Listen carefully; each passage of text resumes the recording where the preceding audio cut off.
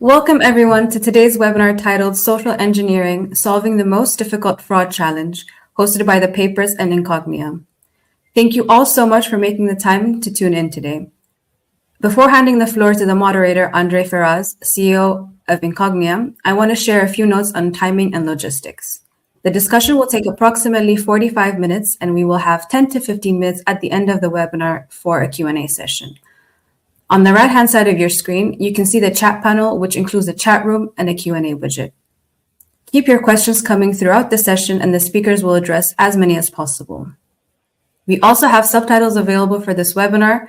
You can activate them by clicking the CC icon located on the top right side of your webinar room. The subtitles are available in several languages, including English, German, French, Spanish, Italian, and Portuguese. And with that being said, over to you, André, for kicking off the session. Thank you. Hey, everybody. I'm André Ferraz, one of the co-founders and CEO at Incognia. I'm excited to be here with both Alin and Sune. And I'd like to ask you both to introduce yourselves. Alin, can you start? Sure. First of all, thank you for the invite. So, Alin, I started working as a police officer for the organized crime unit within Romanian police, and subsequently moved to the private sector where I work as fraud prevention manager or anti-money laundering manager. Currently, I am head of fraud prevention for ING Romania and also chair of the Association for Preventing and Countering Frauds.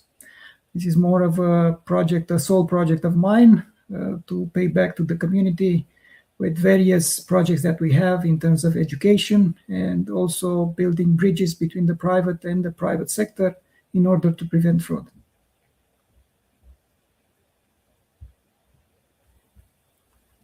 Thank you. Sune? Yeah, I'm Sune, and don't try to pronounce my last name. That's only for Danes. And I'm a Dane, so I live in Copenhagen. Currently, I am the fraud manager in EPI, so European Payment Initiative. We are also launching the wallet with Vero with a lot of European users. And I've been spending the last 28 years fighting crimes, first like Alin in the police. And I spent 16 years in police and intelligence service before joining the financial sector 12 years ago, where I was a part of establishing the fraud prevention side of things in one of the biggest banks in the Nordics. And then I did a lot of work on companies with wallets as their product. So I worked for Vipps Mobile Pay, also in the Nordics. Most exciting part about that was to break down the silos between fraud and AML. Then I am a man with a lot of different hats on, so I'm also a podcast host, and I'm appointed member of a crime prevention commission in Denmark. And then a lot of other exciting stuff like Alin, also trying to give a little bit back to the society. That's the short version. Excellent. Thank you.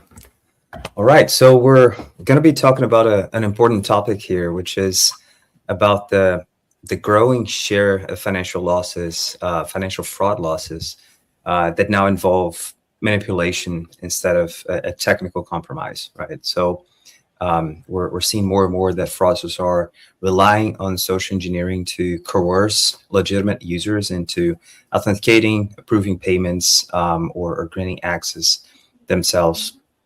And today's conversation is about understanding first how this is happening, and also what can we do about it, right? So we're going to be covering how social engineering is enabling authorized push payments, which is when the end user, right, is like doing that on their device, and being instructed by the social engineer. We're going to be talking about RAT-enabled scams. RAT stands for remote access Trojans, right? So basically tools that social engineers convince end users to install on their devices, and that grants access to basically controlling that device remotely. We'll talk about account takeovers, and we're also going to talk about mule activity as an enabling solution, because the money from these social engineering scams has to go somewhere, right? And the fraudster doesn't want that to go to an account under their name, so they need someone else's name to be able to move the money.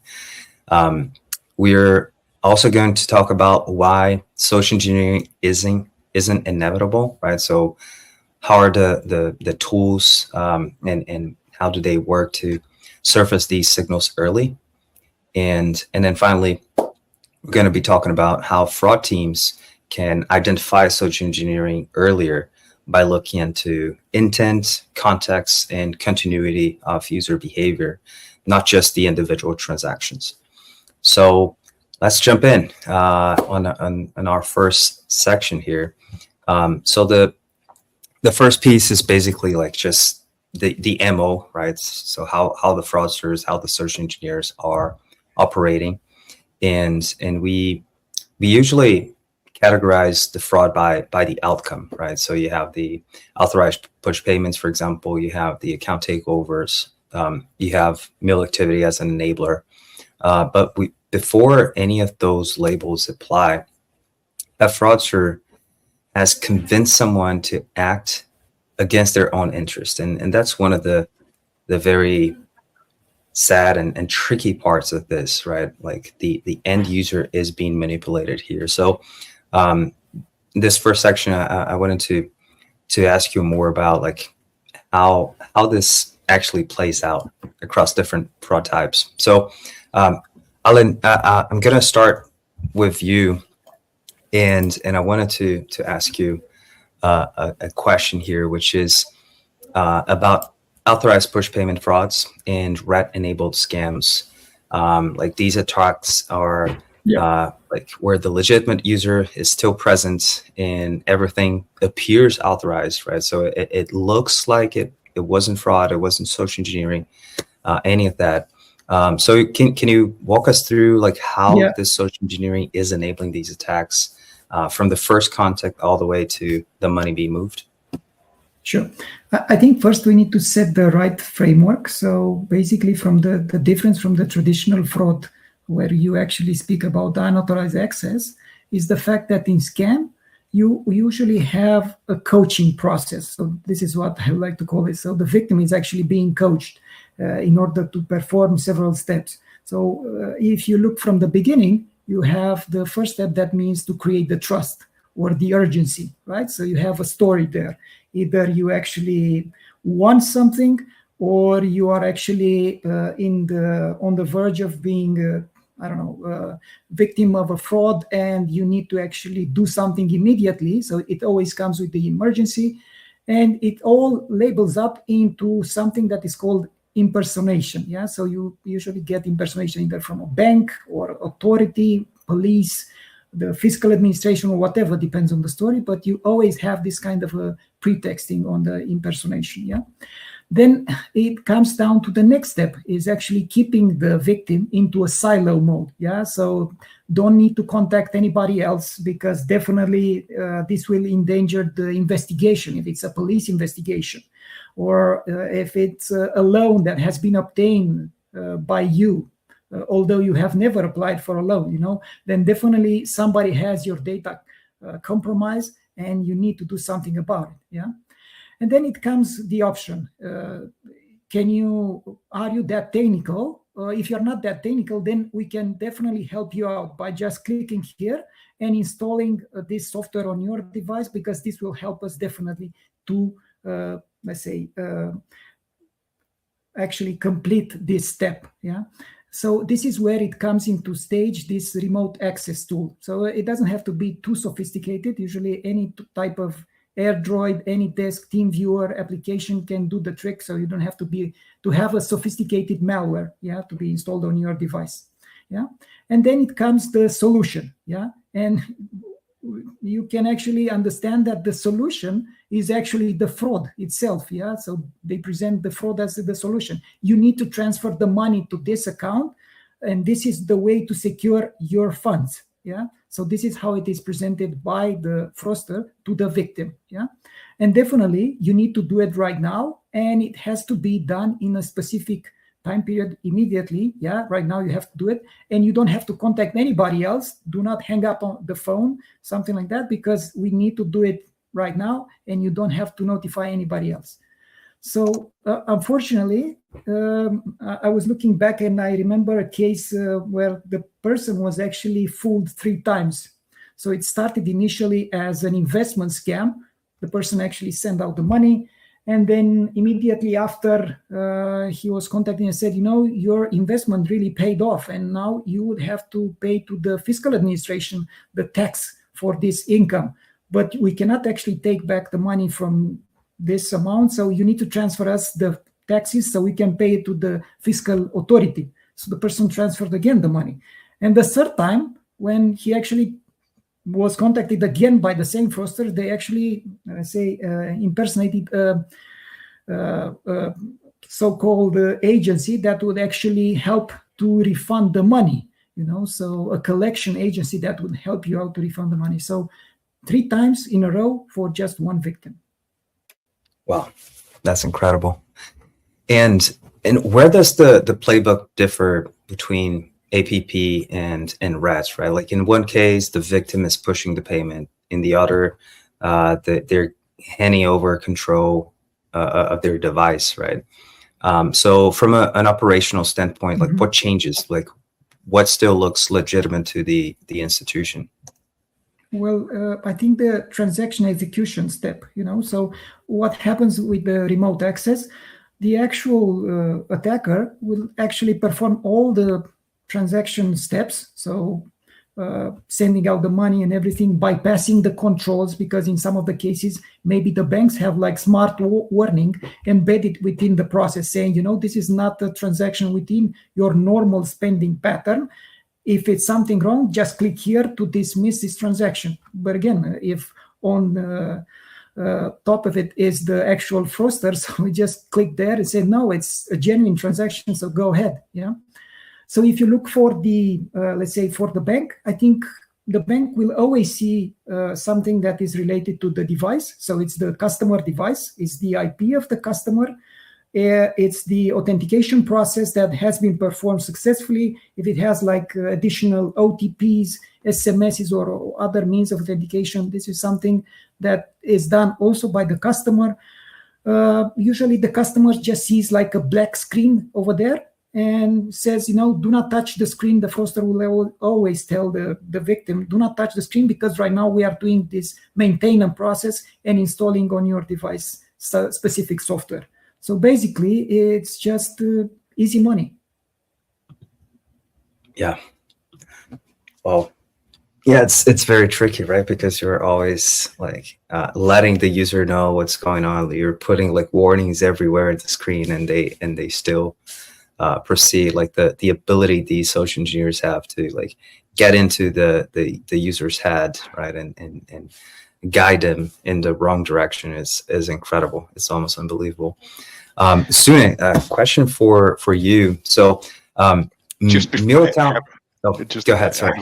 I have a comment also to this one, and like Alin also described it, I've seen this so many times, and I think that also maybe from a banking perspective, it's not unusual to kind of perceive it as this is really difficult to do anything about, and is it even up to us to stop this customer that actually they want to proceed with this transaction. So we had in the Nordics, at least, we had long discussions around how the law is actually describing that you need to proceed with the payment if the customer wants to do it. So we've been struggling a lot with this. So I think it's not unusual to perceive this as something we cannot help the client with. And I think that's also because of the liability. So in these cases, compared with the unauthorized, liability almost always end up with the victims. And I forgot to mention in the beginning that I also have a master's in counter fraud and counter corruption, and I deep dive into the victim's head, wrote about the stigmatization of victims in that. So sometimes I'm a little bit biased toward the victims, just a big disclaimer also. But I think that the thing about the liability is also super, super interesting, because with the coming PSR, it looks like a lot of liability will change, and I think maybe even we will be challenged on our definition of authorized payments going forward. Just wanted to bring that in, not to start a fire, but just to wake people up a already little did. bit. Sorry. Yeah, we'll get there soon. But yeah, one of the topics that's also quite interesting and difficult to deal with is around mule accounts, right? So you have like the goal is not initially to extract money from the victim, is actually like building the infrastructure to run these scams at larger scale, right? Because again, like the fraudster needs to have accounts that they control, that it can send this money to, and they're not going to use their own name. So they need to convince other people to get into this. Obviously, you have different types, right? You have some of these money mules that they know what they're doing. There is a financial incentive, but others that are just being tricked into doing these things. So can you talk about like how social engineering enables mule recruitment, turns these legitimate accounts into fraud infrastructure? Because this is a very interesting and difficult thing to identify, right? Yeah, it's a super interesting area, and I think that it's also that has changed a little bit over time. Where in the early days of my career in the financial sector, when we saw mules, it was almost always someone who was convinced to either allow fraudsters to abuse their account, or maybe they even got paid to do it. And I think it's completely changed now into, like you described, this is, it's infrastructure. So it's become a small business of its own, a criminal business of its own. And I have one example from a girl that I interviewed for my podcast, who actually experienced being social engineered standard smishing SMS, and giving away some details, and then experienced that 6 months later she received a phone call. And that's actually where the fraud really started.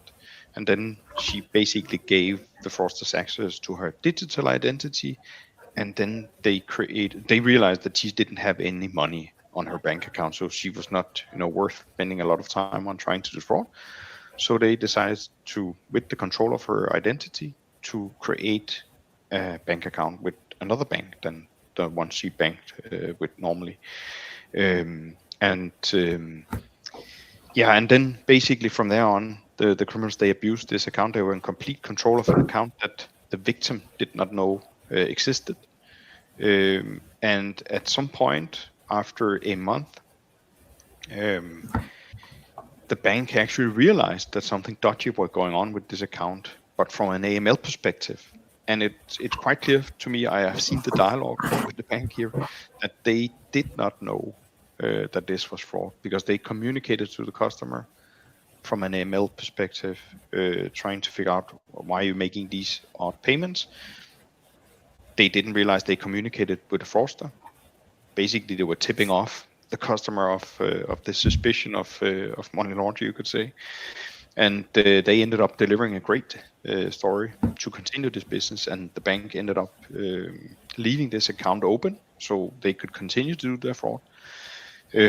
So that's a little bit of a challenge, and I would say that when we are talking about this version of the well-orchestrated mule activities, it's often, I've seen in different markets, the same bank that are being targeted as the criminals' favorite for creating the mule accounts.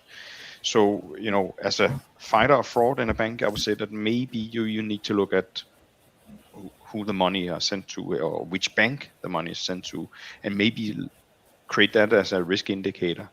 And I would also say that if you are working in a bank, and very often, not to be colored or biased, it's some of the smaller players, sometimes even maybe a neo bank that you see in this position. But if you realize that you're being abused as the favorite of criminals, I think maybe that could be called benchmark, and it's not the benchmark that you would like to have. So you really need to step up your game when you realize that, and reflect upon why is it always us. One example from the Nordics is that in one market, 80% of mules were from the same bank. And I think that when you realize that, then that's the time to step up to do that.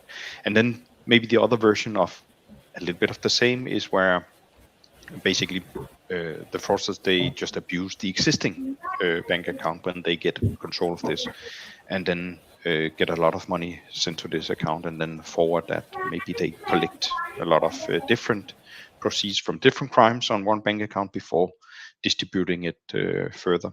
In the case that I described with the very kind of well orchestrated mule setup, they actually also ordered credit cards for the victim, and these credit cards were dispatched to the genuine, so to the victim's address, where they also picked up the credit card so they could cash out via ATMs.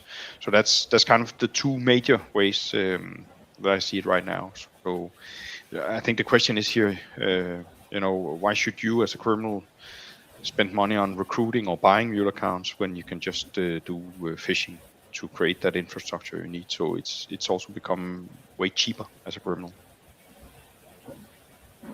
Absolutely, yeah.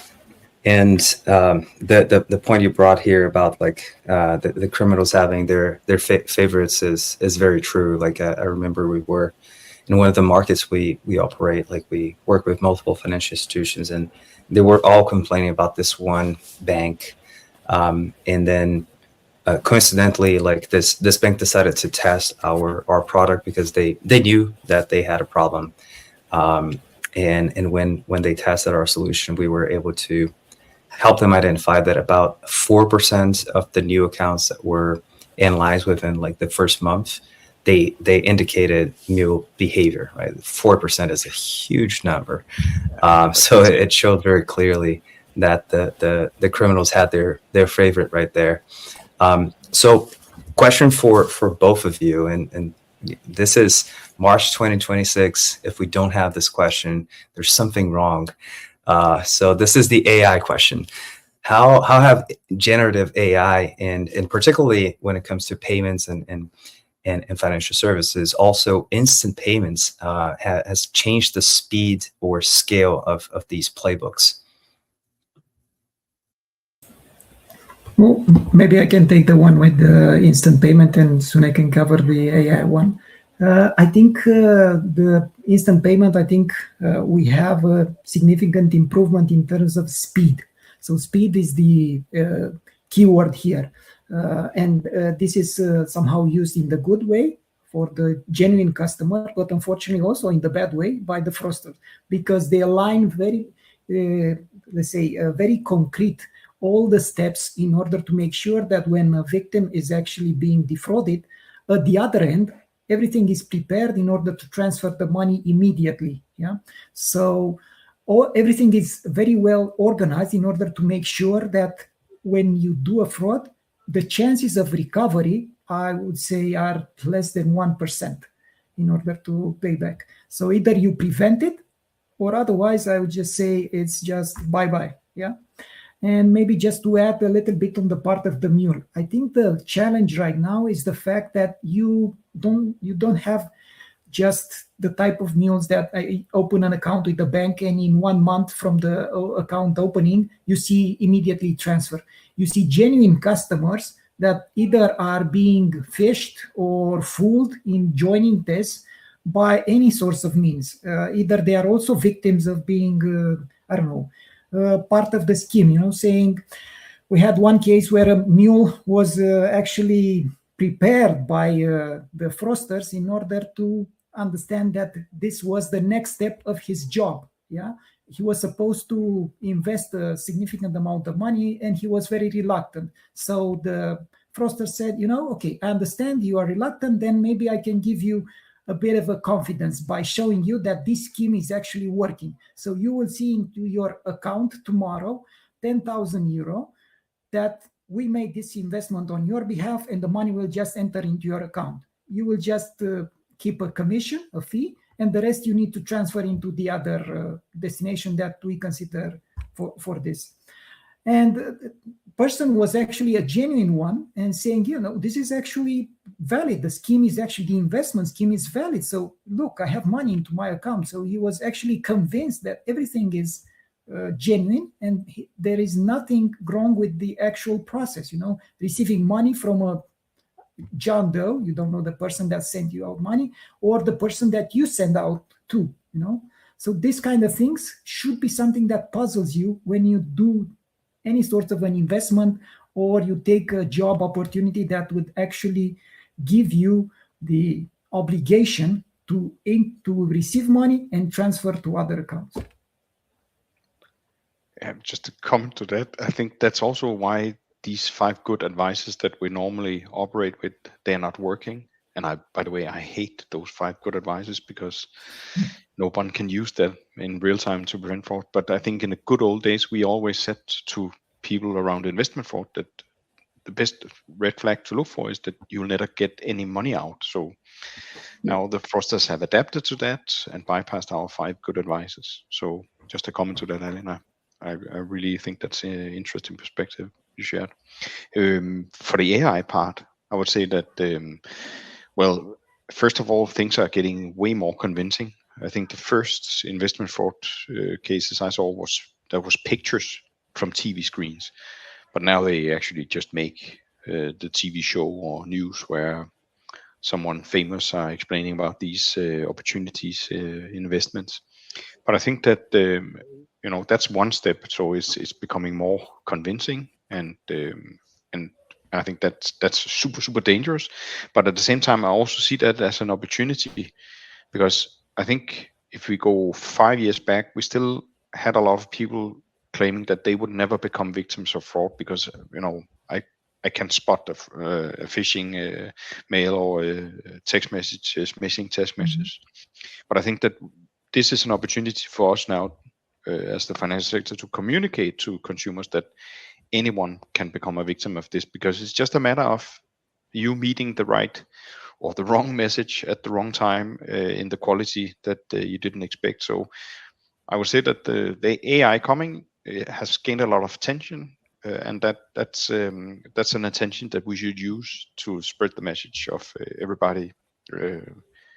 That everybody can become a victim of fraud. So I see a land of opportunity with AI coming.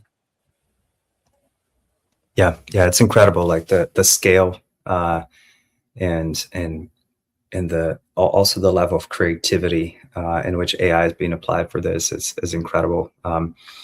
Because in the end, it's like all the same MOs, but they're just working at a much greater scale, and it's way more convincing, right? So deep fakes, fake documents. You also have like better phishing campaigns, better social engineering campaigns with like content that's more personalized, etc. And you can run these things in parallel using agents, etc. So yeah, our lives just got a lot easier with this.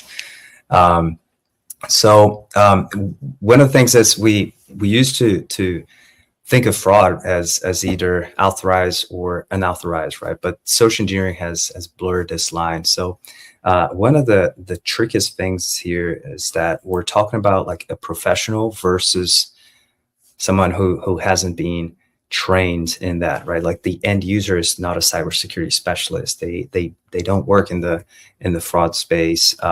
So it's a very like asymmetrical situation here between the fraudsters and the end users. And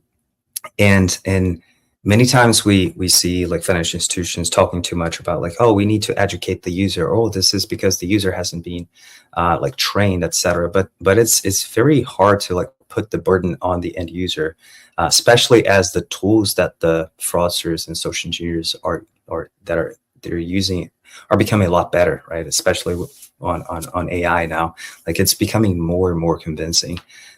So it's going to be very difficult to continue to try to focus on that. So prioritizing like education over technology, in my opinion, at least, is trying to take an easier way out right here. But so we're soon going to be talking more about the solutions, the technology, how do we fight back? But before we get into that, I actually wanted to launch a poll, which is around, I wanted to ask the audience here about what percentage of your fraud losses involve a customer who technically authorized the action, right? Just wanted to have a read here from who's watching us on what do you think, or what do you see in your daily job here in regards to the difference between these two before we get into detection.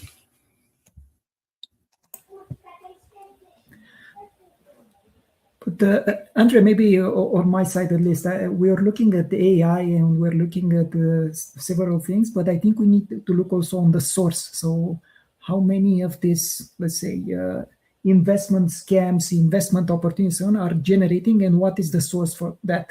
And I've seen a lot of statistics, and the main contributor on that is the social media. The fact that, at least on my side, I've been reporting a lot of fake videos and a lot of false advertising with this kind of investment opportunities. And at the end, I think the result was not that good. I mean, I think 1 out of 10 was actually taken down by the social media. And I think here I see more opportunity for the social media to take responsibility. Because again, at the end, you need to have a little bit of due diligence also in the process of what you're actually posting, because most of this is like paid advertising, and it comes with a lot of money, I would say, at the end. So you should also have the tools to make sure that you do a bit of a prevention and detection of all these fraud schemes.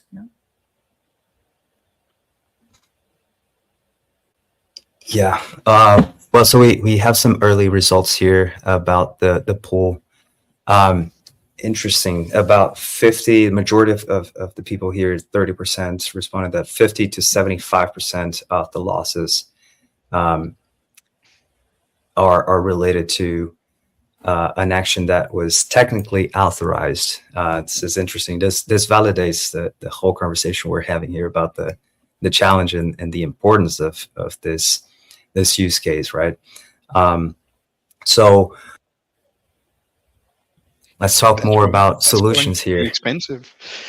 Yes, that's a lot of money.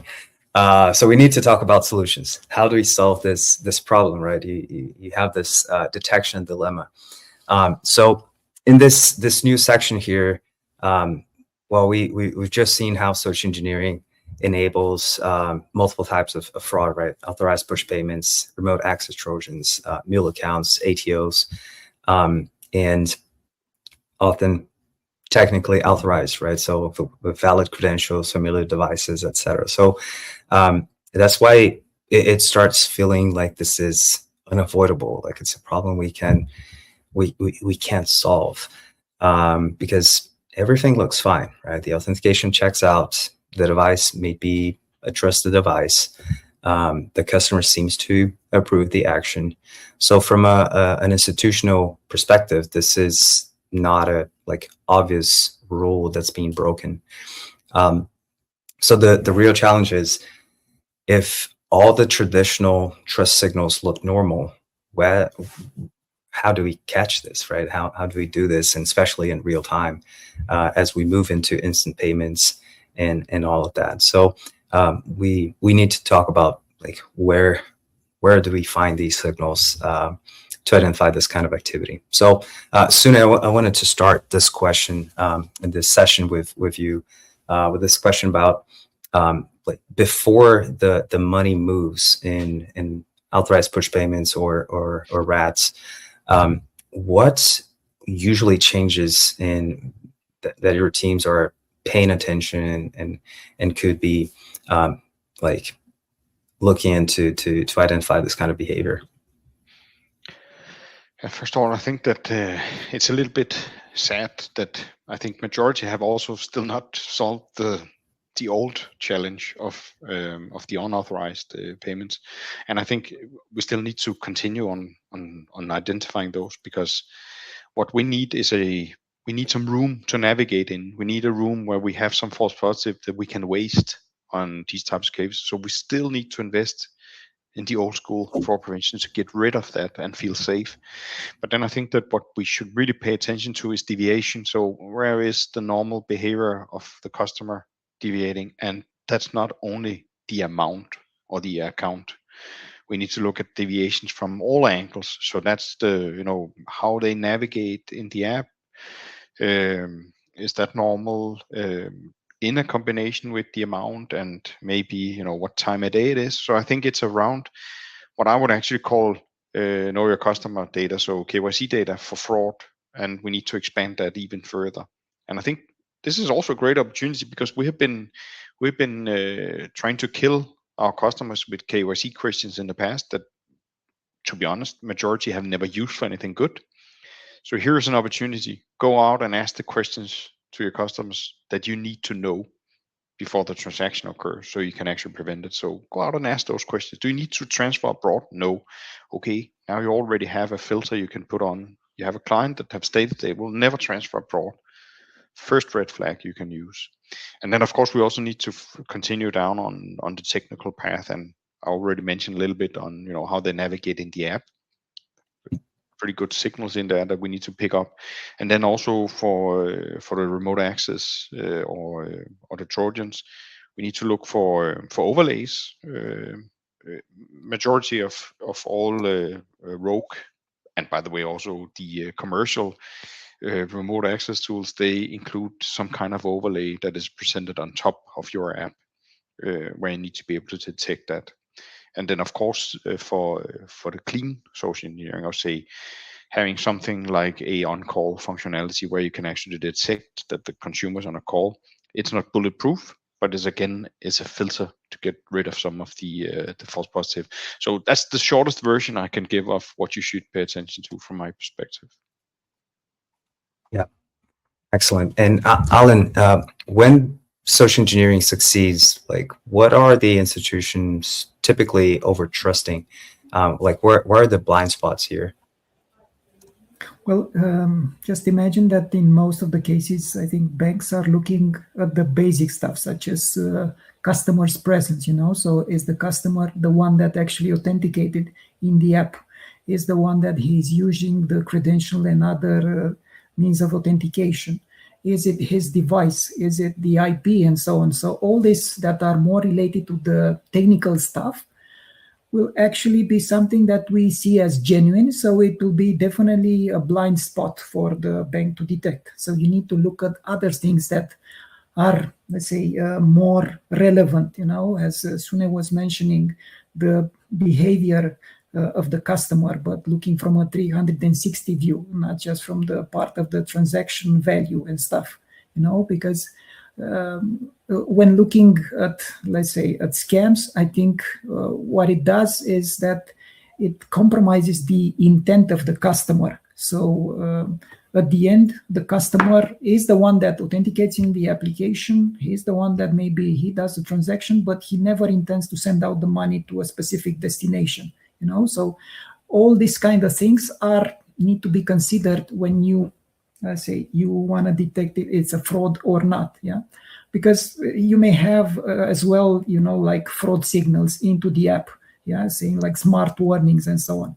But usually what I've seen is that the victims are being prepared by the attackers, saying, this is something like a step that banks puts there, but disregard it. It's not something relevant. So just go ahead and click cancel and everything is okay, So they have a good excuse for all of the controls that they see into the app.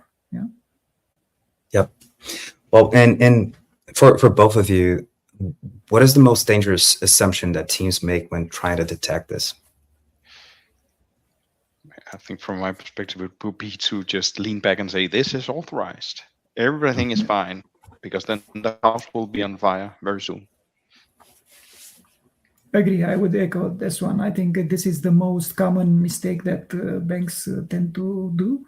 And I think, again, it's very important not just to look who authenticated, but more what was the intent on that specific transaction. Yeah. Yes, for sure. Well, so wrapping up this session here, it's very interesting content. So I wanted to classify a few things and get into some more specifics on the detection mechanism. So when it comes to authorized push payments, most fraud detection systems rely on point in time checks, right? So is this the right device? Is this the right location? The OTP is correct. But in this case, everything is always going to look clean, right?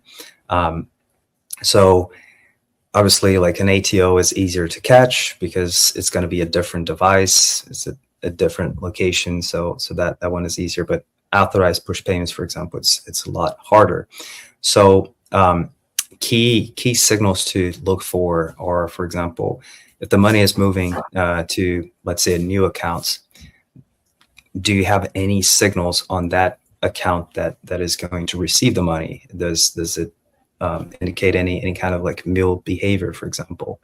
One of the things that we've been looking into is identifying, for example, if the user is currently on an active call, right? So if their mobile device, like if the transaction is happening on mobile, are they currently on a call, sending money to a new account? So you start like matching those signals, the behavioral elements about what's going on, and then it starts becoming clear that this kind of behavior might be happening. How much money is being sent, right? They're like, the scammer is not going to ask for a small amount. So like, how much does that represent? And then like, what can we tell about the receiving? And I'd say it's one of the most important pieces.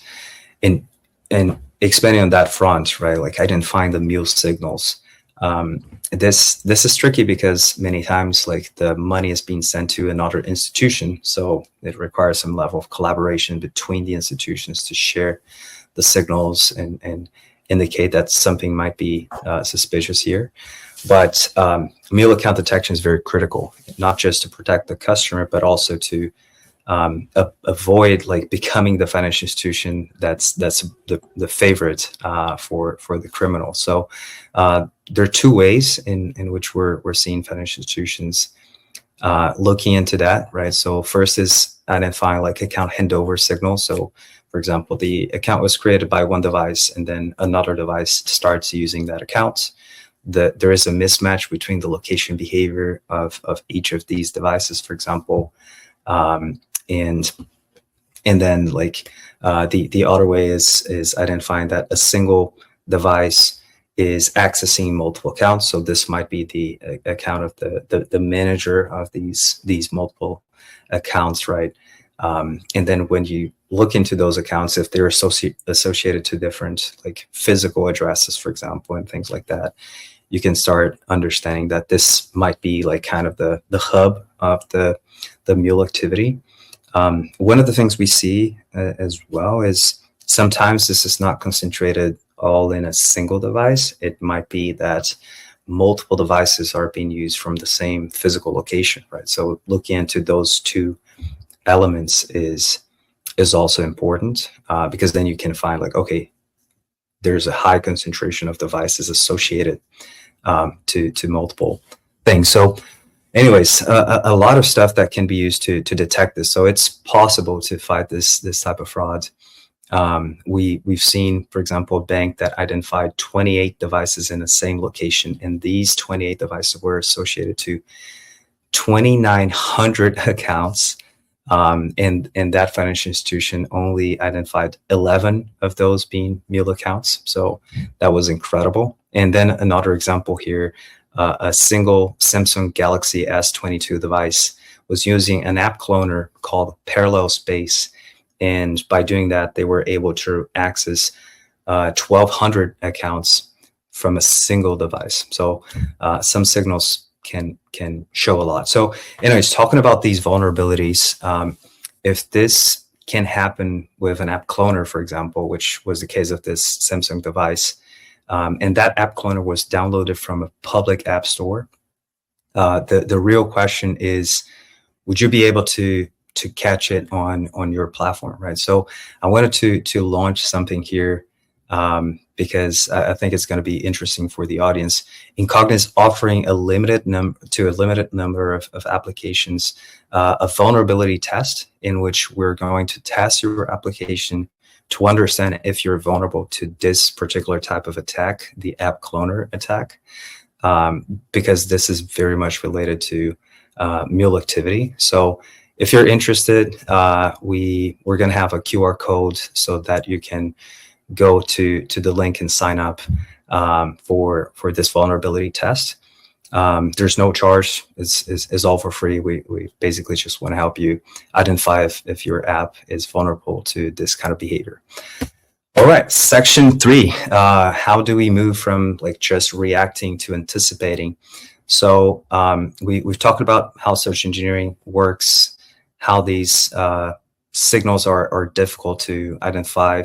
We also spoke about the other signals we can look into to identify this kind of behavior. So the final question is that if we are destined to react after the loss, or if we can spot this behavior earlier, right? In every example we discussed, something has changed. The behavior didn't match the history. So the challenge is not just detecting the fraud, but it's also recognizing when an action might be authorized. So doesn't like it's very, very difficult to identify. Like we were talking about, like some of the things that are overlooked, and like this sensation, like, oh, this was authorized, is one of the main things that make financial institutions not really look into this in the right way. So I wanted to launch a new poll here, which is about how organizations are discovering social engineering related losses, right? So I wanted to launch this poll real quick here, see the results, and then transition into this last session. So let's see. I think we just opened the poll. Okay. Let's give them a few minutes. And while we're going through the poll here, I wanted to introduce the questions for this new section as well. Starting with you, Alin, in your experience, what separates the teams that consistently interrupt the scams before losses from those who are just reacting after the fact? What's the secret sauce here? Well, tough one. I would definitely say that it needs the team that actually build a partnership between the customer and the bank. They are the one that actually have more success. And I think the goal should be is to empower also the customer to be part of the decisional process. Because if you just let's say train the customer to be just a click man at the end, another fraud scheme will come and he will just become a victim. So he needs to take also the responsibility for a couple of things. And this is why I'm saying that should be like a partnership on both ends, like the bank, but also the customer. So on one side, you have the bank that needs to keep updated with the latest trends and design specific feature, like the one that you mentioned, like, call active during the banking app. Yeah. Or if somebody's calling you and you can actually check into the app if it's a number from the bank. So there are a lot of features that can be developed by the banks in order to make the process much easier for the customer in order to take a responsible decision. Then you have like transactional monitoring, that's profiling and stuff that we mentioned, awareness campaigns, and last but not least, partners with other sectors. So I think what we started locally here is actually create a system between the banks in order to score the transaction among us. So the logic would be is to get like a real-time scoring on the transaction, so you can actually stop it, no matter is you are the bank that actually pays the money or you are the bank that actually receives the money. So these kind of things need to be on top of the agenda, for all the banks. But also looking from a customer perspective, I think there are a couple of things that he needs to do also. So one is, no matter, we are speaking about scams, but again, at the end, it's also the way that you actually give access. So you need to keep your credentials safe and not just click OK on anything, on everything that comes in on your screen and is something that you consider relevant. You need to do a little bit of take a pause when you have any doubts and call back. Yeah, we've seen a lot of phone spoofing, bank impersonation and stuff. And I think one thing is that if it sounds a little bit fishy, I think you can always have the option to take a pause and then call back or call on the number that you have registered on your card. Yeah, so on the back of your card. Yeah. And last but not least, it's also being informed. You need to keep updated as a consumer, to understand that there are trends. And also going online is more like crossing a street, so you always have to look on the right side and on the left side when crossing the street. So you do not go directly without taking any measures. So these kind of things, I think, very relevant. Yeah. Interesting. You mentioned about the customer partnership. As we see the results coming in from the poll here, 44% of the signals that are related to identifying those losses after the fact are being reported by the customers directly, right? So, Sune, I wanted to transition to you here. If you had to design a system to identify these signals earlier, what would you anchor it around? First of all, maybe I'll just say that that this poll it's really nice to see people being very, very honest here, and I think that it's at least we just need to do something, because this is quite disturbing for us to wait for the consumer. That will be very expensive going forward with PSR coming. But I think that in general, if I should do it really, really short, what I would do is that I will continue to strengthen the efforts that I have on the unauthorized, getting rid of the false positives, and try to be better at detecting that, and so I get this room to navigate in. And what I would then do for the social engineering alone, I would do something, build something where I do not rely on consumer, the end user.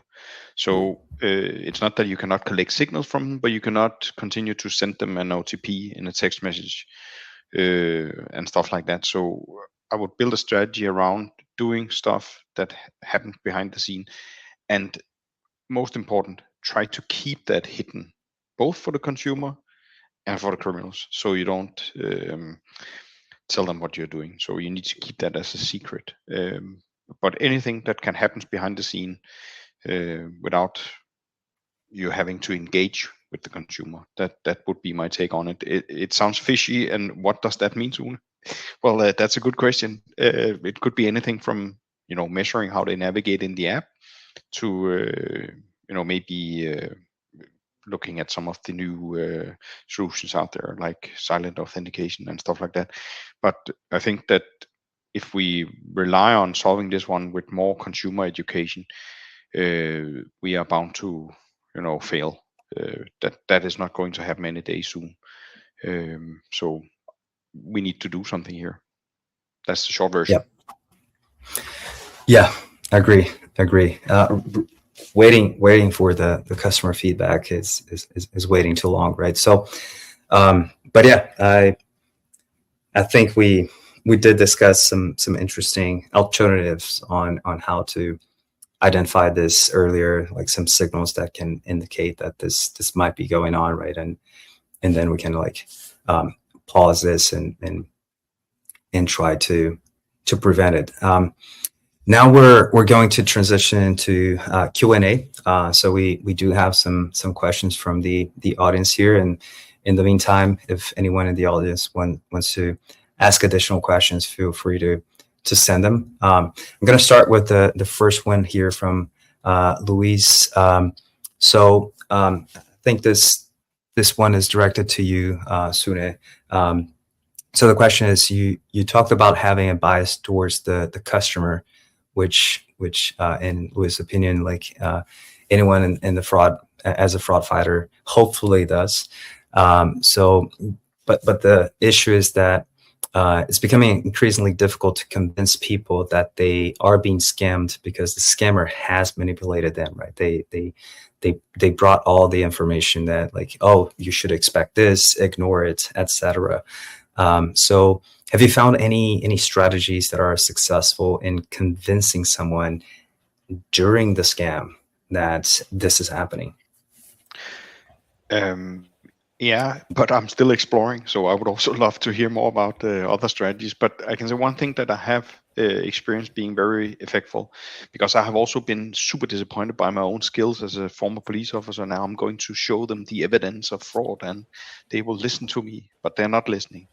But one of the things that I have tested out is to show them on a completely external website that, for example, in an investment scam, what you're doing right now, that company is actually on a list of companies that has been issued a warning against. Unfortunately, in the Nordics, our authorities are not super proactive on that. So I've been using the FCA. They have a super nice list of a lot of companies that they know are doing fraud and are not at least registered and licensed. So showing the consumer, the victim, that the company you're doing business with is actually on this list have been effective. And the same for the love scams. If you can lead them to, for example, pages that describes that this picture of the loved one you have right now have been abused before, then sometimes it can help. But don't get your expectations too high. That's the best advice I can give. But I would love to learn from other strategies as well. Yeah. Well, there's another question here from Mark, which is, I think this one is to me. How were we able to pin those 2,500 accounts to one physical location? Well, Incognia has created this technology we call indoor location, and it's based on a technique called location fingerprinting, in which we use multiple signals that are like related to the environment to pinpoint an exact location with greater accuracy than the GPS. So we use signals like Wi-Fi, for example, like cell tower IDs, etc. And with that, we're able to, for example, within a building, separate users in different floors, different apartments. So basically, this was like an apartment within a building in which we found like these 28 devices, and these 28 devices were linked to all of these accounts. So it's a combination. It's not just the location signal, but also understanding that the device is linked to, in this case, over 100 accounts per device. And those 28 devices were related. They were seeing the same signals in the physical location. And then the other question here from Daniel, I think this one is probably for you, Alin. It was mentioning that like they're experiencing social engineering cases where the fraudster behaves very similarly to the customer, and it uses a beneficiary bank that is well known. It's not a fraud hotspot, right? Do you have any tips on how to detect those, apart from like detecting that the user is actively on a call or remote access tools? Anything else that you would advise here for Daniel? Well, I think one is very important to look at the, let's say, the spending pattern of the customer. So this is very important in general. So no matter it's a scam or an account takeover, whatever there. So that would be one. Always look on the, let's say, on the average spending, last 3 months, 6 months stuff. And you can do more of a dynamic approach, just keep updating this in order to make sure that you look only for something that is interesting. So for example, I would recommend to look only for new accounts. So if it's already an account where you already paid previously, so I wouldn't look for that, but create more like a matrix where you put only new accounts and how much you spend to new accounts. Yeah, so this way you can be better, let's say, prepared when you see, for example, I don't know, 50K transaction to a new account. Yeah, so you say, how come he's 10 times more paying than what he actually pays on a regular basis? Because again, looking from a customer standard perspective, I would say that you pay like maybe like 70 or 80% of your regular payments to accounts that you have already had any sort of a connection with previously, so that gives you a bit of an approach on how to focus on the risky ones. Yeah. Yep, agree. Well, I think we could continue talking about this topic for the next 24 hours, but unfortunately we need to wrap up. Thank you so much, Alin, Sune. This was a great conversation. Thanks for everybody in the audience for joining us as well. And thanks for the papers for facilitating this event and conversation. I think this was great. I'd say that the core takeaway for me is social engineering is very hard, it's very difficult, but it's not inevitable. We can fight back, we can detect it, we can prevent it. So I think we spoke a lot about the solutions, which is great. Please reach out to us on LinkedIn to continue the discussions, and don't forget, if you want to the free app vulnerability test from Incognia, you can scan the QR code or use the link on the chat, and we're going to be happy to test your application. Thanks, everybody. Beth, I'll hand it over to you. Yeah, well, I would like to extend a thank you to all the speakers for sharing their time and valuable insights, and to everyone who joined us today. Thank you for being part of the conversation. If you would like to revisit any part of today's discussion, or you want to share it with others, the recording will also be available within 24 hours. Yeah, thank you again for joining us, and yeah, have a great week ahead to everyone. Thank you. Thank you. Thank you.